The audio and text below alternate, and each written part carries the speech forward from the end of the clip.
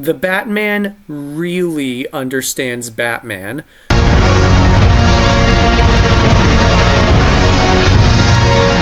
I'm honestly a little bit excited to see what reactions will be to this video because I've noticed that opinions about Matt Reeves' The Batman seem to be pretty split down the middle. I've seen a lot of people who hate the movie and think it was too political, a lot of people who loved it, and a lot of people who just thought it was okay. I myself really like it.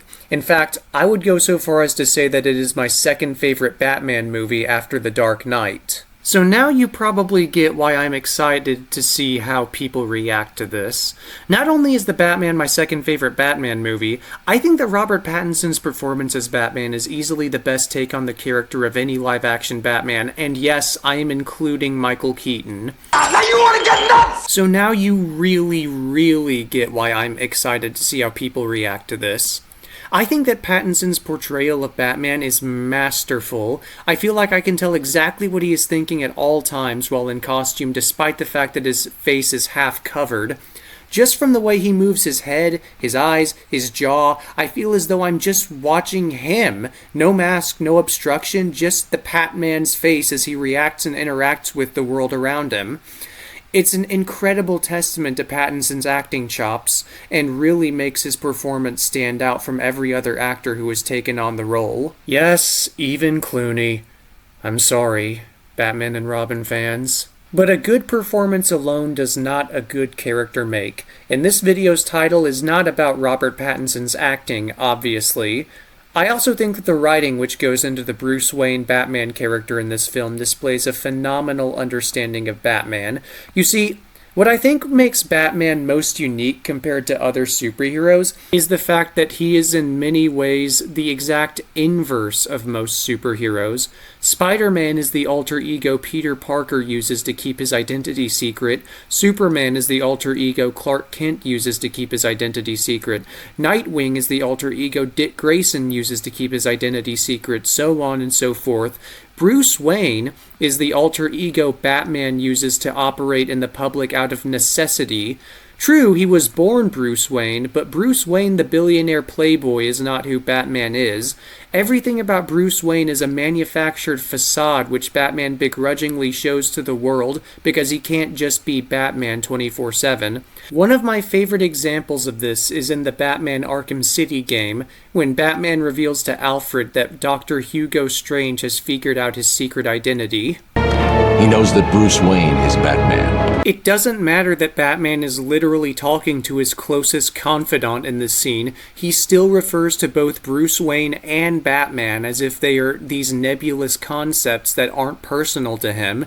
If this were Peter Parker, he would say, he knows that I'm Spider-Man, or he knows who I am, or something to that effect. He would speak in the first person because he's talking about himself, but not Batman.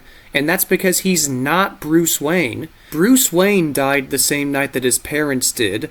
Bruce Wayne died and Batman emerged from the ashes, and now Bruce Wayne is nothing more than a resource, a source of money, an alias, an alibi, a tool no different from the dozens Batman has on his utility belt. Batman is all that remains of the son of Thomas and Martha Wayne, and anything that's not Batman is a facsimile, a homunculus, a skinwalker, invented by Batman solely because he can't literally abandon the life he had before and be Batman 24/7. And the Batman understands this perfectly. Whenever I explain why I like The Batman to friends of mine, I always say this: the movie is an origin story for Bruce Wayne. Whereas Iron Man is about Tony Stark creating the hero Iron Man so that he can right the wrongs that his weapons company has done to the world, or Spider-Man is about Peter Parker becoming the hero Spider-Man to protect those less capable than himself, the Batman is a story about Batman realizing Gotham's need for positive forces that aren't merely punching souls out of criminals. The film shows repeatedly that Bruce Wayne's life and company are falling apart at the seams because of how thoroughly he has neglected them in favor of being Batman. It shows that he in some ways resents having to be Bruce Wayne during the day, almost treating it like he's punching into his day job. He comments that he's basically become nocturnal because of how much time he spends up at night and asleep during the day, and even has difficulty seeing during the daytime because of how used his eyes are to nighttime. In addition to the shambles that is his social and business life as Bruce, the film makes it clear that Gotham kind of resents him. Because the city doesn't see everything he does for them at night, they just assume he's doing nothing, sitting on top of a fortune and doing nothing with it when Gotham desperately needs philanthropists to help its poor and disenfranchised.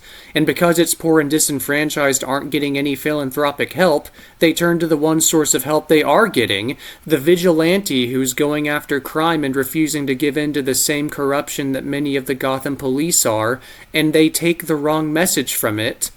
Many of Gotham's poor and underprivileged rise up with the Riddler, a poor and disenfranchised man who was himself inspired by Batman to try to take radical violent action against the public figures who they see as responsible for their hardships.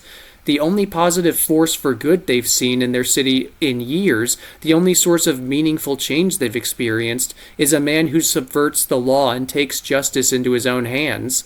A man who announces himself as vengeance when fighting crime. So they of course latch onto that since there's no one else to look to. This is sort of the central conflict of the Batman, I would argue. Even more so than the Riddler, the main conflict which Batman needs to solve is the lack of hope in Gotham. Batman works as a symbol of fear and vengeance. He works great for that, but he doesn't really inspire hope in the people of Gotham. At least not yet. This is what he really comes to realize fully when helping with the humanitarian efforts following the Riddler's flooding of Gotham. Gotham needs a savior, but that savior can't just be a psychotic bat who grinds the skulls of purse snatchers and drug dealers into the pavement. That does affect change, both in the immediate sense that it takes those criminals off the street and dissuades other criminals from further illegal activity, but it doesn't really do anything else. It inspires fear in criminals, but it doesn't inspire awe in the normal everyday citizens.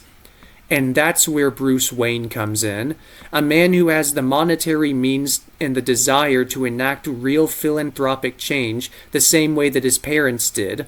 Someone who can show the people of Gotham that the rich do care about their struggles and do want to help them with their plights. That they don't have to take matters into their own hands and flood an entire freaking city to make the rest of the world know they exist. Someone who can remind the people of Gotham that there is goodness worth fighting for, that the city is worth saving, and doesn't need to just be wiped off the face of the earth. And that's where I think the Batman leaves Batman. He's realized that Bruce Wayne was an identity which he could have been leveraging this entire time rather than neglecting, that he can follow in his father's footsteps, that Batman alone isn't his father's legacy, but that Bruce Wayne is also a part of said legacy. I thoroughly believe and desperately hope that the Batman Part 2 continues this arc that the Batman has started. I really want a big part of that movie's story to be Batman crafting his Bruce Wayne persona, fumbling through trying to rebuild his public image so that he can be just as effective as a Wayne as he is as the Bat. If Part 2 manages to continue the storyline established in this movie, I have no doubt it will cement Pattinson's Batman as my favorite live-action incarnation of the character and reinforce the Batman and its sequel as one of my favorite superhero origins of all time. Because, again, it's not a superhero origin at all. It's a civilian identity origin. And I think that's what makes it so uniquely Batman compared to so many of the other films that have been put to screen. Thank you so much for clicking on this video, especially so if you watched until the end. I hope you found it to be a favorable experience.